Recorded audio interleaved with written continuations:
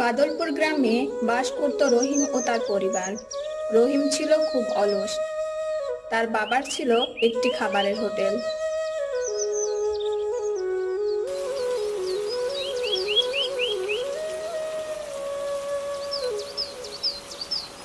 বলি, এই এত বেলা করে নাক ডেকে ঘুমালে বাজারে যাবে কে? আহা বউ, সাত সকালে এত ডাকাডাকি করছো কেন? প্রতিটা দিন এত চিল্লাপাল্লা করো কেন? একটু শান্তি করে ঘুমাবো সেটাও করতে দাও না। না, দিব না ঘুমাতে। তোমাকে উঠতে হবে। উঠো তাড়াতাড়ি। উঠে আগে বাজারে যাও। বাড়িতে রান্না করার মতো কিছুই নেই, সে খেয়াল আছে কি তোমার? তুমি একটু দাঁড়াও, আমি বাজারের ব্যাগটা এনে দিচ্ছি।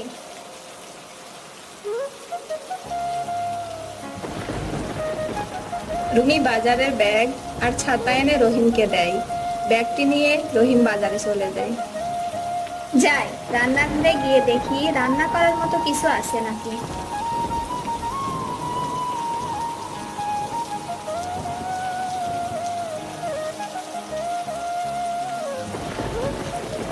আরে মহেশ ভাই, তুমি বুঝি বাজার থেকে ফিরছো? হ্যাঁ গো রহিম ভাই, তো তুমি এত বৃষ্টির মধ্যে কই যাচ্ছ? কোথায় আর যাবো ভাই, ওই বাজারের দিকে যাচ্ছি। বউ বললো ঘরে নাকি তরকারি কিছুই নেই। ওহ, তাহলে আর কি, যাও বাজার থেকে তরকারি কিনে তাড়াতাড়ি বাড়ি ফিরে যাও। আকাশের যে অবস্থা তাতে তো মনে হচ্ছে আজ আর বৃষ্টি কমবে না। তা ভাই, বাজারে তরকারির দাম কেমন গো? আর বলো না ভাই, এই বৃষ্টির ভিতরে তরকারির খুব দাম। কি বলো কি ভাই, এই বৃষ্টির ভিতরেও তরকারির এত দাম? তা হবে না, দেখছো না বৃষ্টিতে মাঠঘাটের কি অবস্থা। এর ভিতরে কি তরকারি ভালো থাকে বলো? তা তুমি ঠিকই বলেছো ভাই। আচ্ছা ঠিক আছে, বাজারে গিয়ে দেখি কি অবস্থা। এরপর রহিম বাজারের দিকে হাঁটতে শুরু করলো। গিন্নি, বাইরে যা বৃষ্টি হচ্ছে তাতে তো মনে হচ্ছে আজ আর কেউ হোটেলে আসবে না রে। তা তুমি ঠিকই বলেছ গো। ওই হোটেলের টাকা দিয়েই তো আমাদের সংসার চলে। এইভাবে বৃষ্টি হলে তো আমাদের না খেয়ে থাকতে হবে গিন্নি। হ্যাঁ, কি আর বলবা বলো। ওদিকে তো বৃষ্টির জন্য ছেলেটার কাজ কাম বন্ধ হয়ে গেল। হ্যাঁ গো, ওর যদি কাজ থাকতো তাহলে তো আর আমাদের এত চিন্তা করা লাগতো না। এখন আর আগের মতো হোটেলে মানুষও আসে না। কি যে হবে এবার, বিধাতাই ভালো জানে। তা তুমি ঠিকই বলেছ গো। তবে বিধাতা যা করে আমাদের ভালোর জন্যই করে। বাবা, মা, রান্না হয়ে গেছে, খাবেন চলেন। তা কি রান্না করলি? ঘরে তো কোনো তরকারি ছিল না। ঘরে একটা লাউ ছিল, তাই রান্না করেছি মা। তা বেশ বেশ। রহিম কি এখনো বাড়িতে আসেনি? না বাবা, সেই কখন গেছে, এখনো আসেনি। ছেলেটাকে নিয়ে আমি আর পারি না। কত করে বললাম মাঠের কাজ কাম বাদ দিয়ে আমার সাথে হোটেলে বয়, কে শোনে কার কথা।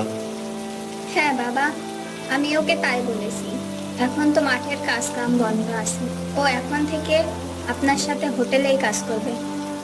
তাহলে তো ভালো। আচ্ছা ঠিক আছে, চলো গরম গরম লাউয়ের তরকারি দিয়ে খেয়ে নেওয়া যাক। তারা সবাই খাবার খেতে চলে যায়। ওরে বাবারে বাবা, তরি তরকারির যা দাম! এইভাবে কিছুদিন বৃষ্টি হলে তো না খেয়ে মরতে হবে সবার।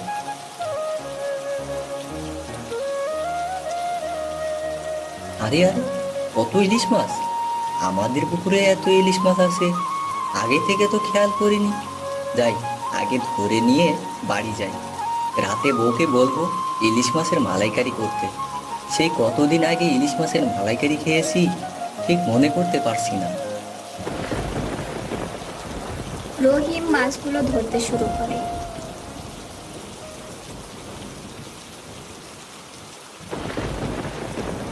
বাবা, এই বৃষ্টির ভিতরে আজ হোটেলে না গেলে হয় না?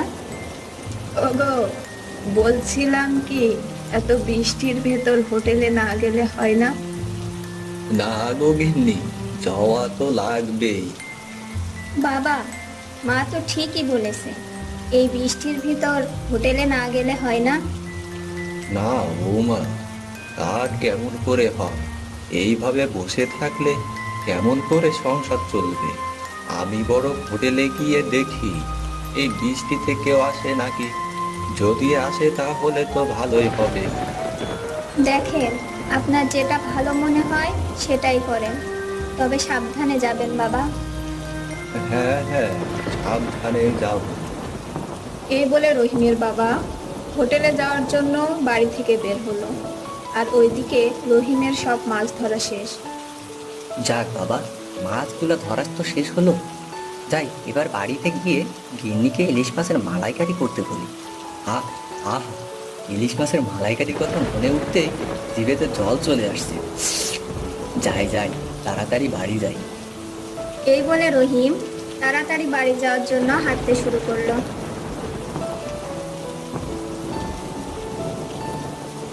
গিন্নি, কই গো, কই গেলে? বাইরে এসো। বলি, তোমার কি এই আসার সময় হলো? সেই কখন বাড়ি থেকে গেছো, এত দেরি হলো কেন? সেসব পরে বলছি, আগে ইলিশ মাছগুলো ধরো তো। ও মা, কতগুলো ইলিশ গো! তা তুমি এত টাকা কই পেলে যে ইলিশ মাছ কিনলে? কিনলাম না গো গিন্নি, এইসব ইলিশ তো আমাদের পুকুরে হয়েছে। কি বলছো গো, এই ইলিশ আমাদের পুকুরে হয়েছে? হ্যাঁ গো গিন্নি, বাজার থেকে ফেরার পথে দেখি বৃষ্টির পানিতে মাছগুলো সব উপরে উঠেছে, তাই তো ধরে আনলাম। তা তুমি ঠিকই করেছো গো। কথা পরে হবে, আগে তুমি বাজারটা নাও। তুমি ইলিশের মালাইকারি করো, আমি একটু মাঠ থেকে ঘুরে আসি। এখন আর মাঠে না গেলে হয় না, খুব বৃষ্টি আর বজ্রপাত হচ্ছে। না গো, আজ কয়দিন হলো মাঠে যাওয়া হয় না, তুমি কাঁচিটা একটু এনে দাও। আচ্ছা তুমি দাঁড়াও, আমি এনে দিচ্ছি। এই বলে রুমি বাজারের ব্যাগ নিয়ে ঘরে চলে গেল, আর ঘর থেকে কাঁচি নিয়ে বের হয়ে আসলো। এই নাও, সাবধানে যাবে কেমন, আর পারলে একটু তাড়াতাড়ি ফিরে আসো। আচ্ছা গিন্নি, আমি গেলাম।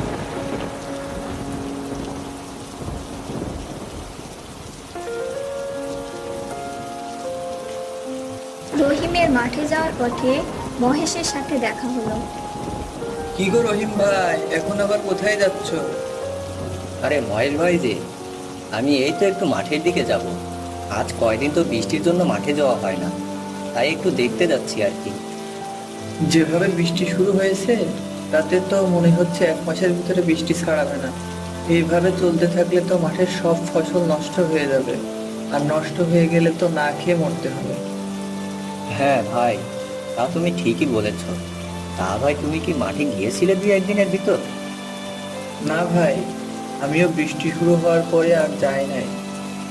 ও আচ্ছা, ঠিক আছে ভাই, তুমি তাহলে বাড়িতে যাও, আমি একটু মাঠ থেকে ঘুরে আসি। আচ্ছা ভাই, ঠিক আছে। কথা শেষ করে তারা সেখান থেকে চলে গেল। সেই কখন থেকে হোটেলটা খুলে বসে আছি, একটা লোকও আসছে না। এইভাবে চললে তো না খেয়ে মরতে হবে দেখছি। ঠিক তখনই ওই দিক দিয়ে যাচ্ছিল জসিম। আরে ও জসিম, জসিম, তা চললি কোথায়? এই তো বাজারে আসলাম কাকা। তা কি রে, হোটেলে আসা যে একেবারেই বাদ দিয়ে দিলি? আমার থেকেও ভালো হোটেল পেলি নাকি? তা তুমি ঠিকই বলেছো কাকা, তোমার হোটেল থেকে প্রতিদিন খিচুড়ি আর মহিষ ভর্তা খেতে ভালো লাগে না কাকা। তুমি এক কাজ করো, নতুন কিছু রান্না শুরু করো, তখন না হয় আবার খাওয়া শুরু করবো, কেমন কাকা? এই বলে জসিম সেখান থেকে চলে গেল। হ্যাঁ তাই তো, আমার হোটেলে মানুষজন আসবে কি করে? প্রতিদিনই তো খিচুড়ি আর মরিচ ভর্তা রান্না করে রাখি। বৃষ্টির দিনে আবার নতুন কিছু রান্না করতে হবে। আহা, বাড়িতে কেমন জানি নতুন তরকারির সুগন্ধ পাচ্ছি। তা বোমা, আজ কি রান্না করেছো? হ্যাঁ বাবা, আজ ইলিশের মালাইকারি রান্না করছি। তাই নাকি? দেখি দেখি, দেখি আগে। কি স্বাদ, যেন অমৃত খাচ্ছি। তা আহ, বলি বৌমা, এই ইলিশ মাছ কই পেলে? বাবা, এই ইলিশ মাছ আমাদের পুকুরে হয়েছে। বলিস কি রে, আমাদের পুকুরে ইলিশ মাছ হয়েছে? ওই আগে তো কোনোদিন ইলিশ মাছ দেখিনি। তা আমাদের পুকুরে? বাবা, মনে হয় এই বৃষ্টির পানিতে কারো পুকুর থেকে আমাদের পুকুরে চলে এসেছে। তাও হতে পারে। বাবা বলি কি, কাল থেকে আমাদের হোটেলে ইলিশের মালাইকারি, ইলিশ দিয়ে লাউ রান্না করা শুরু করি। তাহলে যদি কিছু মানুষজন আসা শুরু করে হোটেলে। ঠিক বলেছিস, কাল থেকে আমাদের হোটেলে বিক্রি হবে ইলিশের চপ, ইলিশের মালাইকারি, আরও কত কিছু। হ্যাঁ বাবা, কাল থেকে আমি আর আপনার ছেলে আপনাকে হোটেলের কাজে সাহায্য করব। গিন্নি, তুমি ঠিকই বলেছ। হ্যাঁ বাবা, কাল থেকে আমি আর তোমার বৌমা তোমার হোটেলের সব কাজে সাহায্য করব। তাহলে তো হয়েই গেল।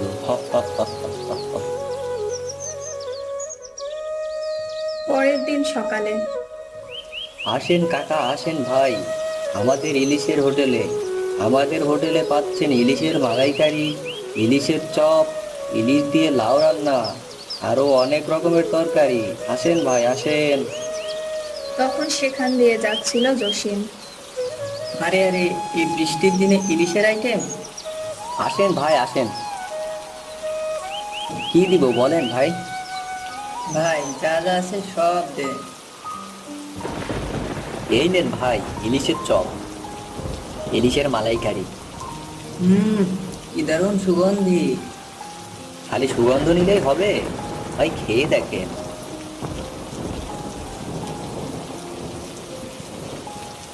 আহ, সেই স্বাদ! কতদিন পর ইলিশের এত সুন্দর তরকারি খাচ্ছি।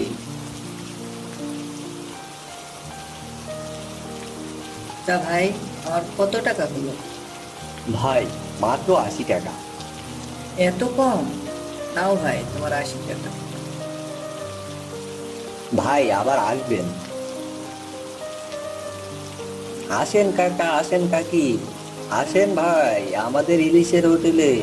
আমাদের হোটেলে পাচ্ছেন ইলিশের মালাইকারি, ইলিশের চপ, আরো পাচ্ছেন ইলিশ দিয়ে অনেক রকম তরকারি। আসেন আসেন। সারাদিন তাদের অনেক বিক্রি হলো।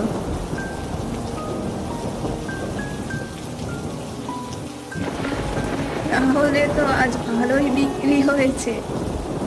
ভালো কি মা, আজ আমাদের হোটেলে অনেক বিক্রি হয়েছে। তা তুমি ঠিকই বলেছ বৌমা, তোমার হাতে জাদু আছে, জাদু। আহ, সব কিছু করলাম আমি, আর পুরো ক্রেডিটটাই দিয়ে দিলে তোমার বৌমার। তা দিব না তো কি করব? রান্নাটা করেছে কে শুনি, তুই নাকি বৌমা? হ্যাঁ, আমি যদি এত কষ্ট করে ইলিশ না ধরতাম, তাহলে তুমি কিসের হোটেল দিতে একটু শুনি। হ্যাঁ হ্যাঁ, ওদের দুজনের জন্যই আজ আমাদের হোটেলে এত বিক্রি হলো। হ্যাঁ বাবা। আজ যা মনে হলো, বৃষ্টির দিনে ইলিশের হোটেল কাল থেকে ভালোই চলবে মনে হয়। কাল থেকে হোটেল চলবে কি বাবা, শুধু দৌড়াবে। পরের দিন সকালে। আসেন কাকা কাকি, আসেন ভাই আমাদের ইলিশের হোটেলে। আমাদের ইলিশের হোটেলে পাচ্ছেন ইলিশের মালাইকারি, ইলিশের চপ, আরও পাচ্ছেন ইলিশ দিয়ে অনেক রকমের তরকারি। আসেন আসেন। তখন হোটেলের পাশ দিয়ে পাশের গ্রামের একটি লোক যাচ্ছিল। আরে, এই তো একটা হোটেল। অনেক পথ হেঁটে ক্ষুধা লেগে গেছে, যাই কিছু খেয়ে নি। আসেন ভাই, আসেন। কি খাবেন ভাই? সুগন্ধে তো পেট ভরে যাচ্ছে ভাই। তা কি কি আছে আপনার হোটেলে? আমাদের হোটেলে আছে ইলিশের মালাইকারি, ইলিশের চপ, আরো আছে ইলিশ দিয়ে লাউ রান্না। তা কি দিব ভাই আপনার? আরে বাহ, যা যা সে সব দেন ভাই। এই নেন ভাই। আহ আহ, সেই তো তরকারির স্বাদ। অনেকদিন পরে ইলিশের এত সুন্দর তরকারি খেলাম। তোমাদের রান্না খুব ভালো, বুঝলেন? সবই উপরালার ইচ্ছা ভাই। আমি গ্রামে গিয়ে বৃষ্টির দিনে তোমাদের ইলিশের হোটেলে আসার নিমন্ত্রণ জানাবো, কেমন? তা ভাই, আমার ক টাকা হলো? 80 টাকা হয়েছে ভাই। এই যে নেন ভাই, আজ আমি চলি, কেমন? ঠিক আছে ভাই। বাবা, বাবা, আমাদের কপাল খুলে গেল বুঝি। এখন থেকে আশপাশের গ্রাম থেকেও আমাদের হোটেলে লোক আসবে। হা হা হা হা হা। এরপর থেকে রহিমদের হোটেলে ইলিশের তরকারি অনেক বিক্রি হতে লাগলো। এইভাবে তাদের সংসারের সব অভাব দূর হয়ে যায়।